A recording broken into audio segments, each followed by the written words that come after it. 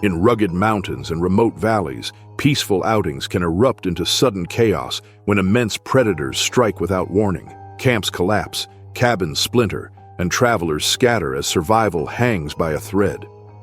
From an RV park in Alaska to a pier on Kodiak Island, each tale grows more harrowing.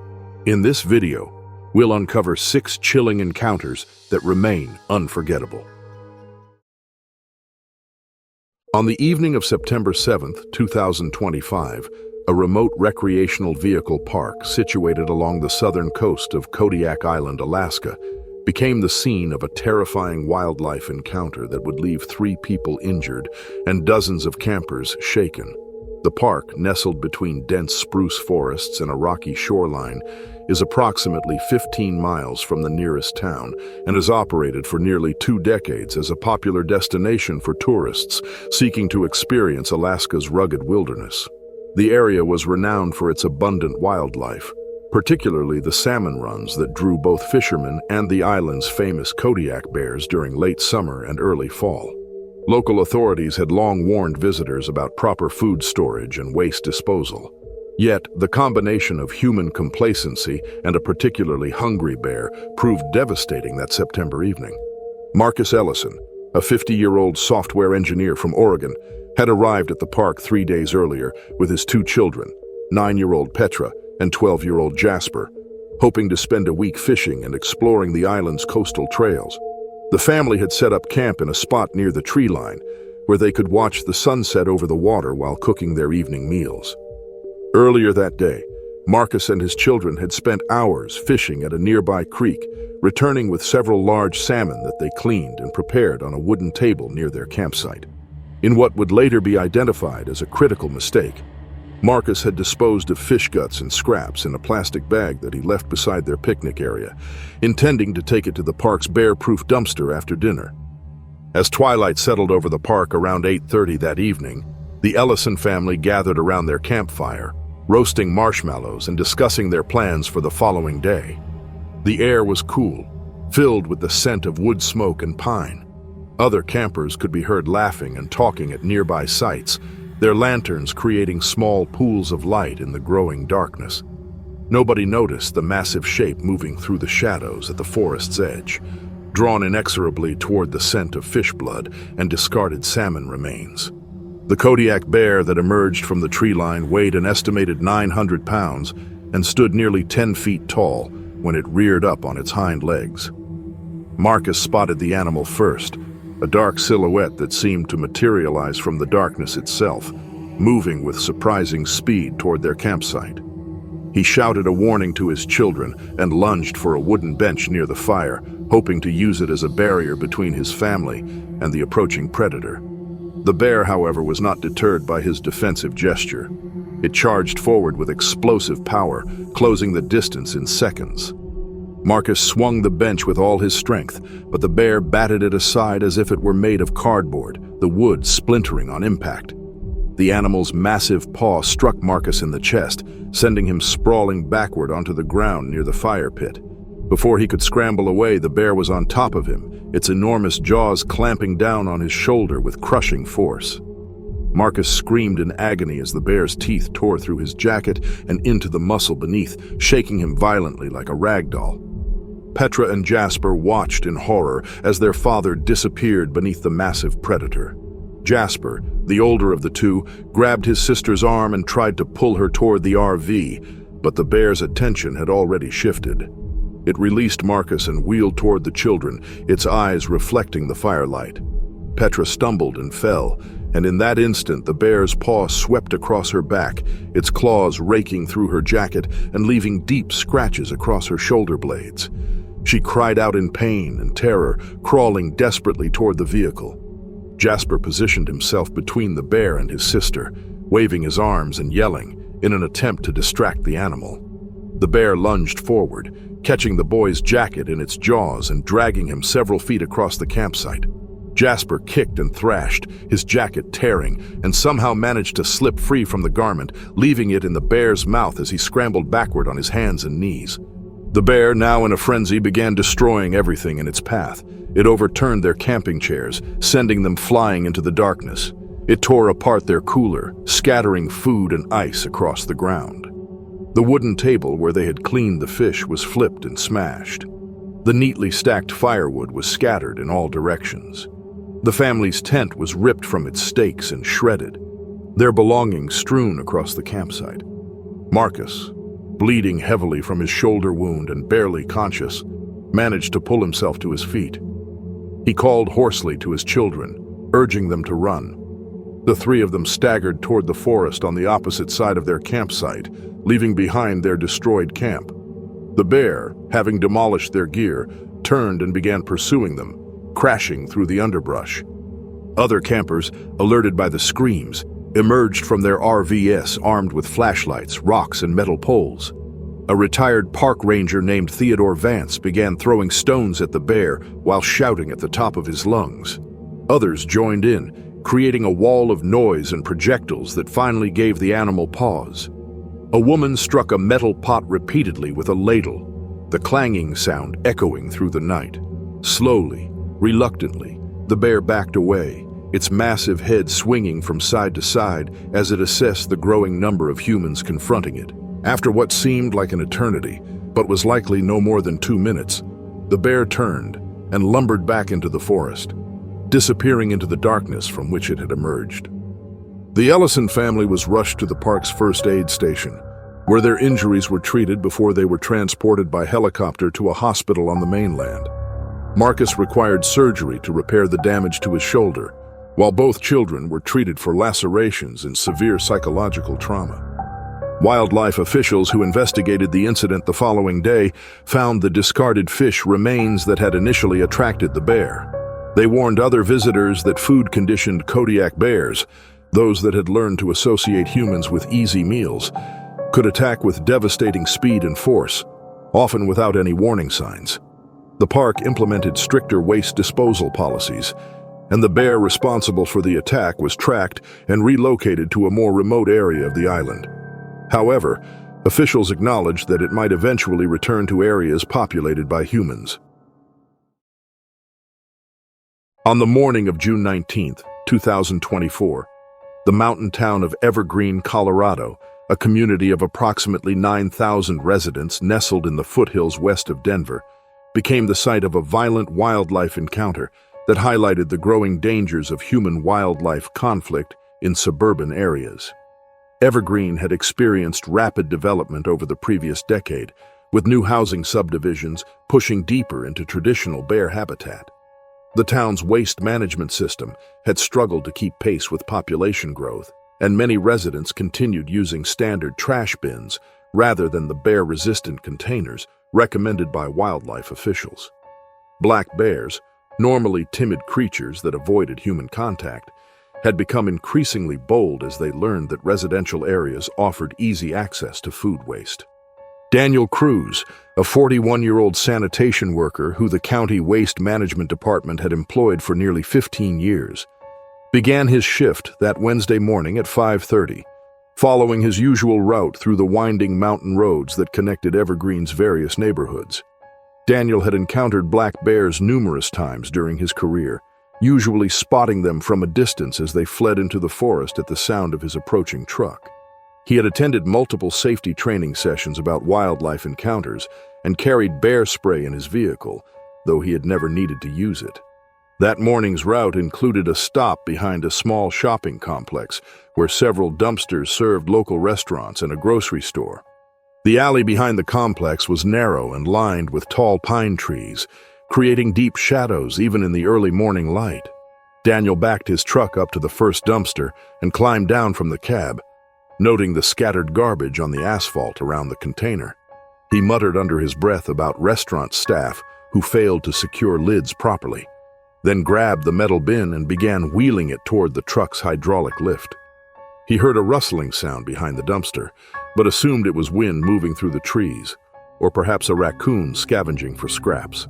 The black bear that lunged from behind the dumpster was a male, weighing approximately 300 pounds, which was large for its species and conditioned by weeks of successful raids on unsecured trash containers. Wildlife officials would later determine that the animal had been feeding in the area for at least a month, growing increasingly comfortable with human presence and aggressive in defending what it now considered its territory. The bear charged without any vocalization or warning display, covering the distance between the dumpster and Daniel in less than 2 seconds. Daniel barely had time to register what was happening before the bear's weight slammed into him, knocking him backward onto the pavement. His head struck the ground hard, momentarily stunning him, and then he felt the searing pain of teeth sinking into his left forearm. The bear shook its head violently, its jaws clamped around his arm, and Daniel screamed for help as he tried desperately to pull free. The animal released his arm, only to bite down again on his shoulder, tearing through his uniform shirt and the flesh beneath. The bear began dragging Daniel across the alley toward the tree line, its powerful neck muscles making the 41-year-old man seem weightless. Daniel kicked at the animal and flailed with his free arm, but his blows did not affect the attacking predator. The bear swiped at his legs with one massive paw, its claws ripping through his work pants and leaving deep gashes across his thigh. Blood soaked through Daniel's clothing and spread across the pavement in dark pools. Daniel's co-worker, Vincent Morales, had been working one street over and heard the screaming. He drove his truck into the alley at speed, laying on the horn and shouting. Vincent jumped from his vehicle and grabbed the metal lid from a nearby dumpster, banging it repeatedly against the truck's side panel to create as much noise as possible. Another sanitation worker arrived moments later with a fire extinguisher from his car and began spraying foam at the bear. The combination of noise, chemical spray, and multiple humans finally convinced the bear to release its victim. It backed away slowly, huffing and clicking its teeth, before turning and crashing through the underbrush into the forest. Daniel lay on the ground, barely conscious, bleeding from multiple wounds on his arm, shoulder, and legs. His co-workers called for emergency services while attempting to stop the bleeding with torn shirts and towels from their vehicles. Paramedics arrived within 8 minutes and transported Daniel to a trauma center in Denver, where surgeons worked for several hours to repair the damage to his arm and shoulder. He survived the attack, but required months of physical therapy and psychological counseling. Colorado Parks and wildlife officers tracked and captured the bear 2 days later using baited traps, and the animal was euthanized after officials determined it posed an ongoing threat to public safety. Wildlife authorities used the incident to warn mountain communities that repeated access to human food sources could transform normally timid black bears into dangerously bold predators willing to attack people they perceived as competitors for resources. On November 18, 2022, a small rural hospital in the Ussuri-Krai region of far eastern Russia became the unlikely scene of a deadly grizzly bear attack that would leave 2 people dead and several others injured. The hospital, situated in a remote settlement approximately 150 kilometers north of Vladivostok, served a sparse population of loggers, farmers, and indigenous communities scattered throughout the surrounding taiga forest. The region had long been home to Ussuri brown bears, a massive subspecies closely related to the grizzly bear. Still, recent habitat destruction from logging operations and an unusually poor berry and salmon season had pushed many bears closer to human settlements in search of food. The hospital itself was a modest 2-story concrete structure built during the Soviet era, housing 20 beds, a small emergency department, and basic surgical facilities. It was staffed by a skeleton crew of doctors, nurses, and support personnel who served the medical needs of communities spread across hundreds of square kilometers of wilderness. Security was minimal, consisting mainly of locked doors after visiting hours, and the building's isolated location meant that police or wildlife response could take an hour or more to arrive in emergencies. The Russian grizzly that would eventually breach the hospital's walls was a large male, estimated at over 600 pounds, that had been spotted repeatedly near the settlement's garbage dump during the previous weeks. Local authorities had attempted to scare it away with loud noises and rubber bullets. Still, the bear had grown increasingly bold and desperate as winter approached and natural food sources dwindled. On the evening of the attack, the animal had been prowling near the hospital's waste disposal area, drawn by the scent of food waste from the cafeteria and medical waste that had been improperly stored. Around 9:15 that evening, the bear discovered an unlocked delivery entrance at the rear of the building. a door that had been left propped open by maintenance workers carrying supplies. The animal pushed through and found itself in a dimly lit corridor that led to the main hospital wing. The scent of food from the cafeteria, located near the entrance, drove the bear forward into the building. Svetlana Petrov, a 37-year-old nurse who had worked at the hospital for 12 years, was making rounds on the ground floor when she heard a tremendous crash from the direction of the delivery area. She walked quickly toward the sound, assuming that someone had dropped a cart or knocked over equipment. As she rounded the corner into the main corridor, she came face to face with the massive Russian Grizzly, which was overturning a meal cart and scattering trays across the floor. Svetlana froze for a split second before turning to run back toward the patient rooms, hoping to warn others and get people to safety. The bear, startled by her sudden movement, charged after her with terrifying speed. She managed to scream a warning before the animal caught her from behind, its massive paws striking her with enough force to send her crashing into the wall. The attack was swift and brutal, and Svetlana died within minutes from her injuries, her body discovered later near the nurse's station. The commotion alerted Dmitry Kozlov, a 63-year-old janitor who had been cleaning a supply room nearby. He heard Svetlana's scream and rushed into the hallway, where he saw the bear moving between the overturned carts and scattered medical equipment. Dmitry attempted to barricade himself in a patient room, pushing a metal bed frame against the door, but the bear forced its way through, splintering the door frame. The animal mauled Dmitry severely before moving on, leaving him critically injured on the floor. Throughout the hospital, patients and staff scrambled for safety. A 16-year-old patient named Yuri Volkov, who had been recovering from appendix surgery 2 days earlier, heard the chaos and pulled himself out of bed despite his pain. He pressed himself against the wall between a storage cabinet and the window, barely breathing as the bear entered his room and began tearing through drawers and overturning furniture. The animal passed within inches of where Yuri stood frozen, but in the darkness and confusion, it failed to notice him. Other patients hid under beds, in bathrooms, and inside storage closets as the bear rampaged through the ground floor for nearly 45 minutes. It destroyed medical equipment, overturned beds, and scattered supplies throughout multiple rooms, driven by hunger and the stress of being trapped in an unfamiliar environment. The sound of breaking glass, crashing equipment, and terrified screams echoed through the building. Emergency calls had gone out within minutes of the initial attack, but the nearest wildlife response team was based over an hour away. Local police arrived first, approximately 35 minutes after the initial breach, but were ill-equipped to handle a bear inside a building full of injured people. They attempted to herd the animal toward the exit using noise and warning shots, but the confused and agitated bear only moved deeper into the hospital. Finally, a wildlife team arrived with tranquilizer equipment. Working carefully to avoid further casualties, they managed to dart the bear in a second-floor hallway where it had cornered itself. The animal took nearly 20 minutes to succumb to the sedative, during which time it continued to destroy everything within reach. When it finally collapsed, the full extent of the damage became apparent. Svetlana Petrov was found dead near the nurse's station. Dmitry Kozlov died from his injuries during transport to a larger hospital in Vladivostok. 4 other staff members and 2 patients sustained injuries ranging from minor cuts to serious trauma from being struck by the bear or by debris during the rampage. Regional authorities conducted an investigation and determined that the combination of improper waste storage, an unlocked entrance, and a desperate food-stressed bear had created the perfect conditions for disaster.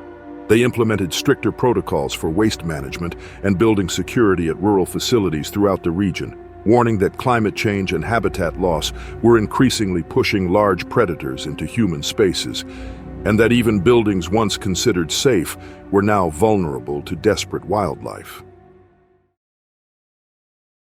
On September 12, 2023, 3 experienced rock climbers attempting to scale a challenging route in Romania's Carpathian Mountains found themselves in a harrowing encounter with a brown bear on a narrow ledge hundreds of meters above the valley floor. The Carpathian Mountains, spanning Central and Eastern Europe, have long been home to one of the continent's largest populations of brown bears, with Romania alone hosting an estimated 6,000 of these animals. While attacks were relatively rare, The combination of increased recreational activity in remote areas and expanding bear populations had led to more frequent encounters between humans and wildlife in recent years. The climbing route, located in a remote section of the mountains approximately 60 kilometers from the nearest village, was known among local climbers for its technical difficulty and stunning views. The cliff face rose nearly 500 meters from the forested valley below, with only a handful of narrow ledges providing rest points during the ascent. Authorities rarely patrolled the area, and climbers who ventured there did so at their own risk, often spending multiple days on the wall. Mihai Popa, a 34-year-old civil engineer from Bucharest, who had been climbing for 15 years, was leading the expedition that morning.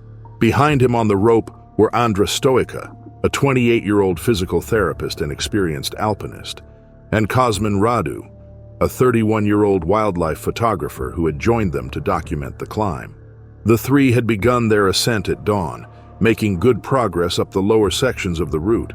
By mid-morning, they had reached a point approximately 300 meters above the valley floor, where the cliff face narrowed and the route followed a series of small ledges and cracks. Mihai had just pulled himself onto a ledge roughly 2 meters wide when he spotted movement above him. A massive brown bear, likely weighing over 400 pounds, was descending from a higher section of the cliff, using the same ledge system that the climbers were following. The animal appeared agitated and was clearly attracted to the scent of food carried by the climbers in their packs, which contained dried meat, cheese, nuts, and energy bars intended to sustain them during the multi-day climb. Before Mihai could warn his companions or retreat, the bear reached the ledge where he stood and lunged forward without hesitation. Mihai grabbed for his ice axe, which was clipped to his harness, and swung it defensively, but the bear knocked it aside with one massive paw.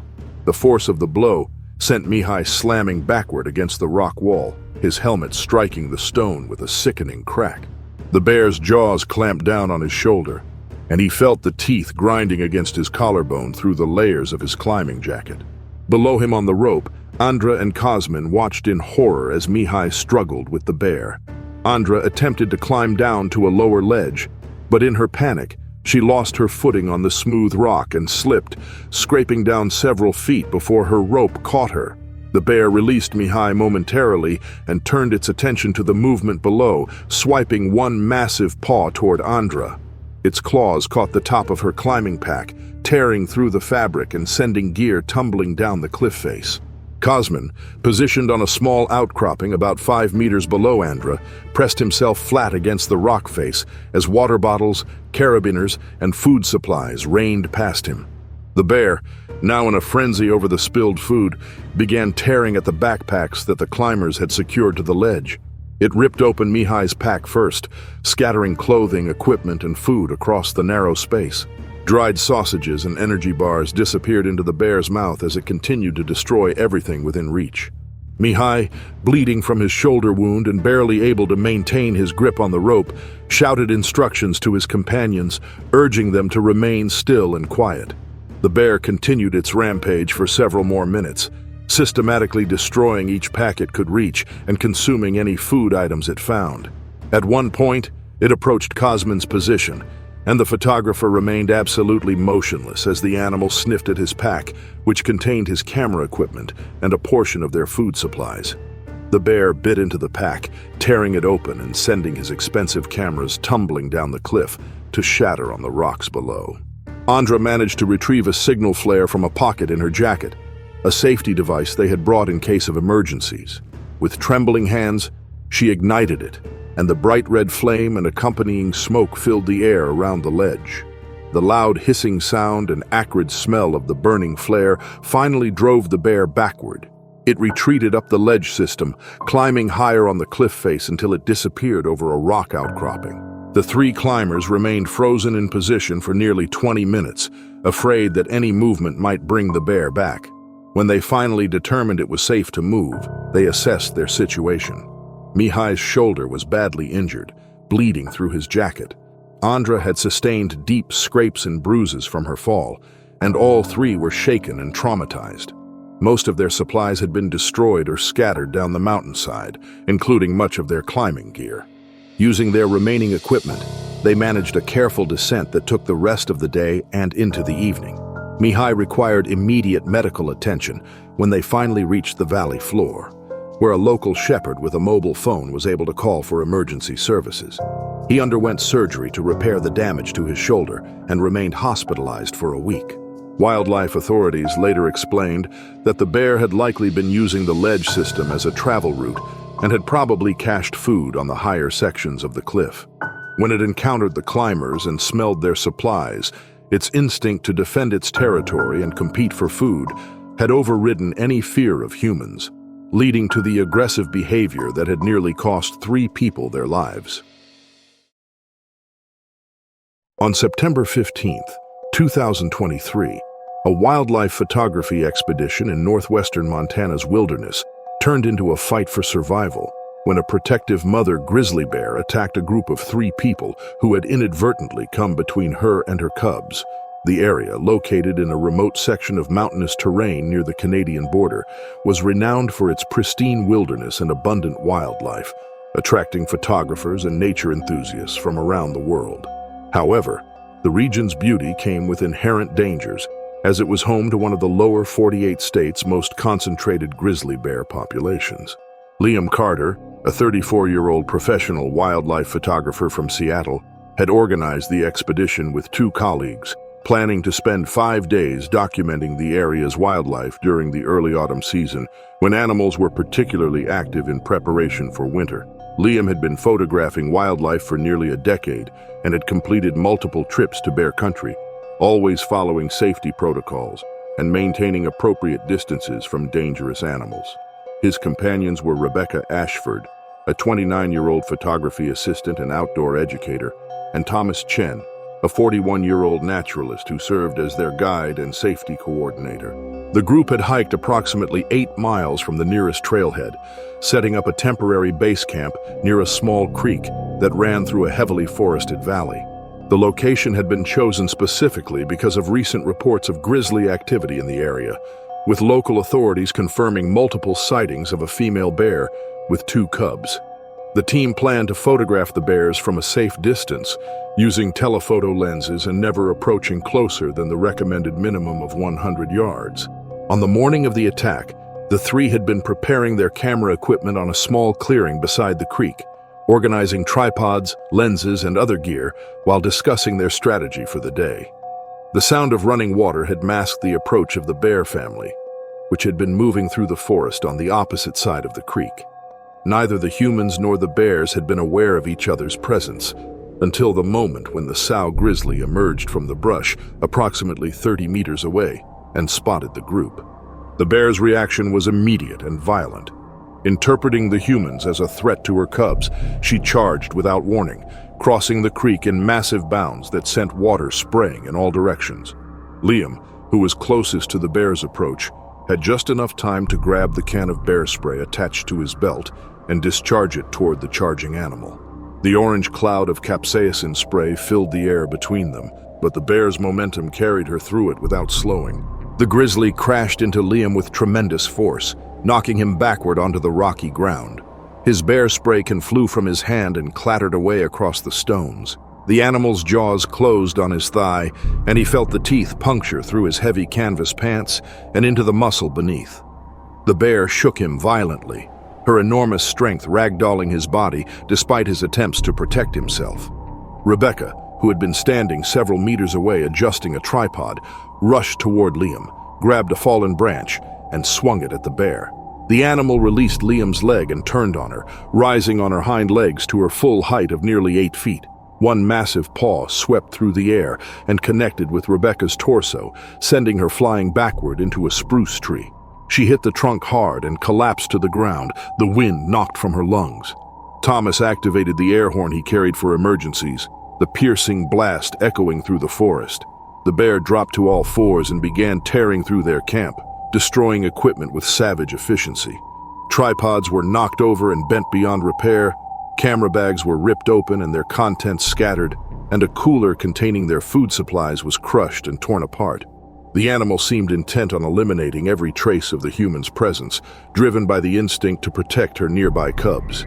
Liam, bleeding heavily from his leg wound and barely able to stand, crawled toward a cluster of large boulders at the edge of the clearing. Rebecca pulled herself upright against the tree, gasping for breath and clutching her ribs. Thomas continued sounding the air horn while slowly backing away from the rampaging bear, creating distance between himself and the animal. The Grizzly continued her assault on their camp for nearly 3 minutes, reducing their carefully organized equipment to a scattered mess of broken gear and torn fabric. When she finally turned her attention back to the humans, Thomas and Rebecca began throwing rocks and shouting, creating as much noise and commotion as possible. Liam added his voice to theirs, despite the pain from his injured leg. The combined noise and the presence of multiple humans finally seemed to give the bear pause. She stood on her hind legs again, swaying slightly as she assessed the situation. From somewhere in the forest behind her, the high-pitched bawling of her cubs could be heard, and this sound appeared to shift her priorities. She dropped to all fours, huffed loudly, and began backing toward the forest, keeping her eyes on the humans until she reached the tree line. Then she turned and crashed through the underbrush, disappearing in the direction of her cubs' calls.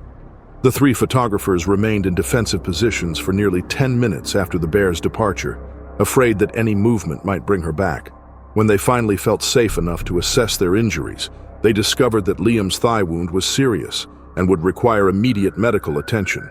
Rebecca had sustained several cracked ribs from her impact with the tree, and Thomas had escaped with only minor scrapes and bruises. Using their emergency satellite communicator, which thankfully had survived the bear's rampage, Thomas called for rescue. A helicopter from the Park Service arrived approximately 90 minutes later, landing in a meadow half a mile from their camp. Medical personnel treated Liam's injuries on site before airlifting all 3 to a regional hospital. Park officials later explained that the attack had been a classic defensive reaction from a mother grizzly protecting her cubs. They noted that despite the group's precautions and experience, the combination of terrain, water noise masking sounds, and the unpredictable movement patterns of wildlife had created a situation where human and bear had surprised each other at close range. The officials emphasized that even experienced wilderness travelers remained vulnerable to such encounters, and that grizzly bears defending cubs represented one of the most dangerous situations possible in bear country. On the morning of August 21st, 2025, a remote fishing pier on the southeastern coast of Kodiak Island, Alaska, became the scene of a violent encounter between 2 commercial fishermen and a massive Kodiak bear, drawn by the scent of freshly caught salmon. The pier, constructed nearly 30 years earlier to service small fishing operations, extended approximately 50 meters into a sheltered cove surrounded by dense spruce and alder forests. The structure was old and weathered, its wooden planks slick with salt water and fish slime, and it had been the site of numerous bear sightings over the years as the animals patrolled the shoreline in search of easy meals during salmon season. Logan Pierce, a 37-year-old commercial fisherman who had worked the waters around Kodiak for 15 years, had arrived at the pier before dawn that morning, launching his 20-foot skiff to check his gill nets in the nearby bay. The salmon run had been exceptional that season, and Logan had pulled in nearly 200 pounds of sockeye and king salmon during his morning rounds. He returned to the pier around 7:30, exhausted but satisfied with his catch, and began the process of cleaning and icing the fish so they could be transported to the processing facility in town later that day. Ethan Markham, a 42-year-old fellow fisherman and Logan's occasional work partner, had arrived at the pier shortly after Logan's return, preparing to launch his own boat for the morning run. The 2 men worked in comfortable silence, the only sounds being the cry of seagulls overhead and the gentle slap of waves against the pier's pilings. Logan had set up his cleaning station near the end of the dock, using a large wooden table to fillet the salmon and toss the guts and heads into the water below, where the current would carry them away. What neither man realized was that a large male Kodiak bear, weighing an estimated 850 pounds, had been watching them from the tree line approximately 75 meters away. The animal had likely spent the night fishing in the nearby streams and had been drawn to the pier by the overpowering scent of fish blood and offal drifting on the morning breeze. Kodiak bears on the island had become increasingly bold around human fishing operations, learning that these sites often provided easy access to salmon without the effort of catching them in the wild. The bear emerged from the forest with shocking speed, covering the distance to the pier in a matter of seconds. Logan, focused on his work and with his back to the shore, had no warning until he heard the heavy thud of the animal's paws on the wooden planks. He spun around to find the massive predator charging directly toward him, its lips pulled back, revealing its teeth. Logan's instincts took over, and he grabbed the nearest object available, a wooden fish crate roughly 2 feet square that had been sitting empty beside his cleaning table. He raised it defensively just as the bear reached him, but the animal swatted the crate aside with one massive paw, sending it flying over the edge of the pier and into the water below. The force of the bear's movement threw Logan off balance on the slick boards, and before he could recover, the animal was upon him. The bear's jaws closed on Logan's left shoulder, and he screamed in agony as the teeth punched through his heavy rain jacket and into the muscle beneath. The animal's weight and momentum drove him backward across the pier toward the edge. Logan's boots slipped on the fish-slimed planks as he struggled to maintain his footing, but the combination of the bear's strength and the treacherous surface proved overwhelming. He went over the side, plunging into the frigid water approximately 10 feet below. The shock of the cold water momentarily cleared Logan's mind. He surfaced, gasping and disoriented, his shoulder burning with pain. Above him on the pier, the bear circled the spot where he had fallen, its head lowering to peer over the edge at him. The animal seemed uncertain whether to pursue him into the water or remain on the pier where the freshly cleaned salmon still lay spread across the table. Ethan, who had been standing near his boat at the shore end of the pier when the attack began, had grabbed a metal gaff hook and a section of aluminum pipe used for handling fishing nets. He ran toward the bear, banging the pipe against the pier's wooden railings and shouting at the top of his lungs. The metallic clanging and human noise drew the bear's attention away from Logan, and it turned to face this new threat. The bear rose on its hind legs, towering over Ethan at nearly 10 feet tall, and huffed loudly. Ethan continued his advance, striking the pipe against the railing and swinging the gaff hook through the air. The bear dropped to all fours and moved toward the fish on the cleaning table, snatching a large king salmon in its jaws and backing away. It seemed torn between defending this food source and avoiding the aggressive human. In the water below, Logan was struggling to swim toward the shore, hampered by his injured shoulder and the weight of his waterlogged clothing. The cold was sapping his strength rapidly, and he knew he had only minutes before hypothermia would become a serious concern. He focused on keeping his head above water and making slow progress toward the beach. On the pier above, the bear continued to circle, occasionally grabbing another salmon from the table and retreating several steps before approaching again. It was clearly unwilling to leave such an abundant food source, but also wary of Ethan's aggressive defense. The standoff continued for nearly 5 minutes, with Ethan maintaining his position between the bear and the shore end of the pier, preventing the animal from blocking Logan's escape route. Finally, after consuming several of the largest fish and scattering the rest across the pier, the bear seemed to lose interest. It turned and lumbered back down the dock toward shore, pausing at the end to look back one final time before disappearing into the forest from which it had emerged. Ethan immediately dropped his makeshift weapons and ran to help Logan, who had managed to drag himself onto the rocky beach and was lying there shivering violently, his shoulder bleeding heavily. Ethan stripped off his own jacket and wrapped it around Logan, then used his radio to call for emergency medical assistance. A Coast Guard helicopter responded within 40 minutes, airlifting Logan to a hospital where he underwent surgery to repair the extensive damage to his shoulder. Wildlife officials investigating the incident noted that the bear had been previously identified in the area and had a history of approaching human fishing sites. They warned that food-conditioned Kodiak bears posed an extreme danger due to their combination of size, strength, and lack of fear around humans. They recommended that all fishing operations in the area implement additional safety measures and maintain vigilance during the salmon season, when bear activity is at its peak.